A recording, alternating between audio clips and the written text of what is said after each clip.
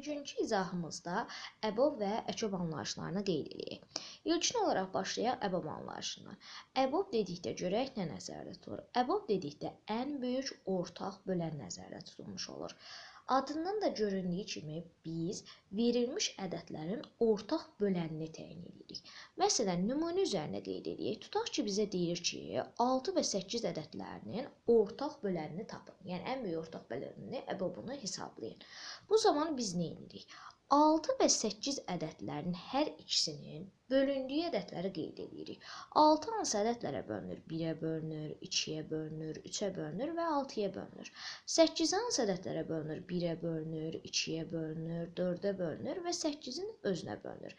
Biz indi nə lazımdır? Bunların ortaq bölənləri lazımdır. İndi mən baxıram ki, 6 və 8 ədədlərinin ortaq bölənləri içərisində 1 də var, 2 də var. Amma mənə nə lazımdır? Ən böyük ortaq bölən lazımdır. Bunların içərisində indi ən böyük hansıdır? Təbii ki də 2-dir. Onda deyəcəm ki, 6 və 8 ədədlərinin əbobu nəyə bərabərdir? 2-yə bərabərdir. Gəlirik eyni qaydada əçob anlayışını izah eləməyə. Bəs əçobu necə təyin edirik? Əçob dedikdə əçobun açılışı ən kiçik ortaq bölünəndir. Bu dəfə isə biz eyni ədədlər üçün gəlin əçobu izah edək. 6 və 8 üçün əçobu hesablayırıqsa, deməli 6 və 8-ə bölünən ən kiçik ədədi tapmalıyıq. Bu zaman isə bizim köməyimizə bölünən anlayışı gəlir. İlkin olaraq indi 6 ədədinə bölünən ədədləri qeyd edirik. 6-ya hansı ədədlər bölünür? 6-nın özü bölünür, 12 bölünür, 18 bölünür, daha sonra 24 ədədi bölünür, 30 ədədi bölünür və bu cür şəkildə davam etdirə bilərik. İndi qeyd edirik 8-ə bölünən ədədləri. 8-ə hansı ədədlər bölünür? 8 bölünür, 16 bölünür, daha sonra 24 ədədi bölünür, daha sonra 32 ədədi bölünür, daha sonra 40 ədədi bölünür. Bu cür şəkildə davam etdirə bilərik. İndi isə bizə nə lazımdır? Ən kiçik ortaq bölünən, yəni ikisində də olan ən kiçik bölünən lazımdır. Baxıram ki, 6, 8 ikisində də yoxdur, 12, 16, 18 ikisində də yoxdur. Amma baxıram ki, 24 ədədi həm 8-də var, həm də 6-da var. Deməli, onda belə bir nəticəyə gəlirəm ki, 6 və 8-ə bölünən ən kiçik ədəd hansıdır? 24 ədədidir. Onda cavabımı qeyd edirəm. Deməli, əçob nəyə bərabərdir? 24-ə bərabərdir. Təbii ki də burada 24-dən kiçik və hər ikisinə bölünən ədəd olsaydı, onda cavabımı həmən ədədə götürəcəkdim. Amma mən burada baxıram ki, 24-dən kiçik və həm 6-ya, həm də 8-ə bölünən ədəd olmadığından, ona görə birbaşa cavabım nə olacaq? 24 olacaq. Bundan sonra da həm 6-ya, həm 8-ə bölünən ədədlər ola bilər. Məsələn, 48 ədədi həm 6-ya, həm də 8-ə gəlib bölünəcək. Amma bunların içərisində ən kiçik olmayacaq axı. Ona görə də biz cavabımızı götürəcəyik nə? 24 ədədi şəklində. Bu bizdə əbob və əçob anlayışlarında hesablamalardır. İndi biz bunu ümumi şəkildə 5-ci sinifdə bu cür qayda ilə öyrənirik. Amma artıq 6-cı sinifə addımladıqdan sonra isə artıq biz sadə qruplarına ayırma anlayışıdır, qarşılıqlı sadə ədəd anlayışıdır. Bu cür şəkildə anlayışlar da keçirik ki, bunlardan istifadə edərək də əbob və əçobu hesablaya bilərik. İndi gəlin o qaydaları qeyd edək. Birincisi, sadə qruplarına ayırmaq nə deməkdir? Sadə qruplarına ayırmaq dedikdə bizə verilmiş ədədi hər hansısa bir sadə ədədlərdən ibarət şəkildə yazmamız nəzərdə tutulur. Burada bizə lazım olan ədədlər hansı ədədlərdir? Sadə ədədlərdir. Görək sadə ədədlər hansı ədədlərdir? Sadə ədədlər elə bir ədədlərdir ki, sadə ədədlər yalnız və yalnız özünə və birə bölünür. Məsələn, 7 ədədi özünə bölünür, 1-ə bölünür. Başqa heç bir ədədə bölünmür. Və yaxud da məsələn 11 ədədi özünə bölünür, 1-ə bölünür. Başqa heç bir ədədə bölünmür. Deməli, sadə ədədlər necə ədədlərdir? Özünə və 1-ə bölünən ədədlərdir. Ona görə də biz sadə qruplarına ayırma zamanı yalnız və yalnız bu cür şəkildə ədədlərdən istifadə edəcəyik. İndi bizim ən kiçik sadə ədədimiz 2-dir, sonra 3-dür, sonra 5-dir, 7-dir. Bu cür şəkildə biz ardıcıl şəkildə sadə ədədlərimizi qeyd edə bilərik.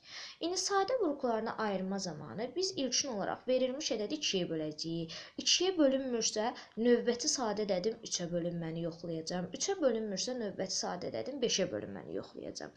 İndi gəlin 6 və 8 üçün əbobu sadə qruplarına ayırma üsulu ilə hesablayaq. Məsələn, 6-nı birinci sadə vurğularına ayırıram. 6 ədədinin sadə vurğularına ayırıramsa, ilkin sadə ədədim hansıdır? 2-dir. 2-yə böləcəm. 2-yə bölünürmü? 6 bölünür. Nə qalır? 3 qalır. 3 artıq 2-yə bölünmür. 3-ü deməli növbəti sadə ədədim olan nəyə böləcəm? 3-ə böləcəm. Alınacaq deməli nə? 1. Prosesi nə vaxta qədər davam elətdiririk? Prosesi sonunda 1 alınana qədər davam elətdiririk. Burada da 1 alındığına görə proses bitdi. İndi gəlirik 8-i sadə vurğularına ayırırıq. 8 yenə 2-yə bölünürmü? Bölünür. Yazacağıq burada 4-ü. 4 2-yə bölünürmü? Bölünür. Yazacağıq 2-ni. 2 2-yə bölünürmü? Bölünür. Yazacağıq 1-i. Burada da 1 alındı, proses bitdi. Bəzən şagirdlər sual verirlər ki, müəllim 1-ə bölünmə niyə yoxdur? 1-ə bölünmə ona görə yoxdur ki, 1 nə sadə ədəd deyil, nə də mürəkkəb ədəd deyil. Bizə burada sadə vurğularını ayırmada sadə ədədlər lazımdır. Təbii ki də burada elə bir ədəd olardı ki, 2-yə bölünməzdi. Onda 3-ə bölünməni yoxlayacağıq. Məsələn, 25 ədədini tutaq ki, sadə vurğularını ayırıram.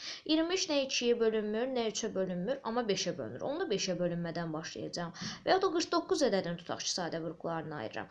49 nə 2-yə bölünmür, nə 3-ə, nə 5-ə, gəlir amma 7-yə bölünür. Bu halda 7-yə bölünmədən başlayacağam. Yəni, ədəddən asılı olaraq bizim sadə vurğularımız müxtəlif ola bilər. İndi 6 və 8 ədədlərini sadə vurğularına ayırdım. Bəs sadə vurğularına ayırdıqdan sonra əbobu necə hesablayıram? Baxın, əbobun qaydası nə idi? Ən böyük ortaq bölən. Deməli, mən ikisində də ortaq olan vurğu götürməliyəm. İkisində də indi ortaq olan vurğu hansıdır? Baxıram, 6-da da 2 var, 8-də də 2 var. Amma 8-də növbəti addımda 2 dənə də 2 var, amma 6-da növbəti addımda 2-lər yoxdur. Və ya da 6-da 3 var, 8-də 3 yoxdur. Deməli, bunlar ortaq deyil. Yalnız və yalnız birinci 2 ortaqdır. Deməli, onda ikisində də ortaq olan nədir? 2-dir. Onda belə bir nəticəyə gəlirəm ki, buradan da sadə vurğularını ayırma üsulu ilə əbob nəyə bərabərdir? 2-yə bərabərdir. Eyni qaydada biz sadə vurğularını ayırıb əkobu da hesablaya bilərik. Bəs bu izahın üzərində indi əkobu qeyd edək görə əkobu necə tapacağıq? Əkobu tapan zamanı qaydamız bundan ibarətdir ki, böyük ədədi seçirik. Sadə vurğularını ayırırıq. İndi sadə vurğularını ayırma hazır şəkildə var deyə bunun üzərinə qeyd edəcəm. Sadə vurğularını ayırırıq. Sadə vurğularını ayırdıqdan sonra böyük ədədimizi seçirik. Böyük ədədimiz hansıdır?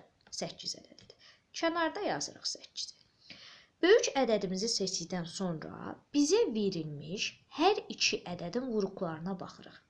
Aha, 6 2-dən 3-dən ibarətdir, 8 3-dən 2-dən ibarətdir.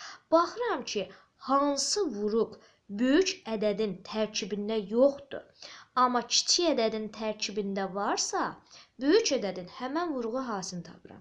Baxıram ki, bu 6-nın içərisindəki 2 onsuz 8-in içində var. Amma 6-nın içərisində olan bu 3 8-in tərkibinə çatışmır. Ona görə də 8-in, bax bu 3-ə hasını tapacam. Cavabım bərabər olacaq deməli nəyə? 24-ə. Baxın, buradan da alırıq ki, 8 və 6 ədədlərin əkobu nəyə bərabərdir? 24-ə bərabərdir. Bu da bizim həm 5-ci sinifdə öyrənilən bölən və bölünənlərdən istifadə olaraq əkobun və əbobun tapılması qaydası, həmçində 6-cı sinifdə istifadə olunan sadə vurğularını ayırma qaydası ilə əbobun və əkobun tapılması qaydasıdır. İndi növbəti artıq izahlarda biz qarşılıqlı sadə ədədlər üçün əkobun tapılması və yaxud da əbobun tapılması, əkob və əbob üçün xüsusi düsturlarda qeyd edəcəyik. Əgərlərim hər hansı bir sualınız varsa, yorumlarda qeyd edə bilərsiniz.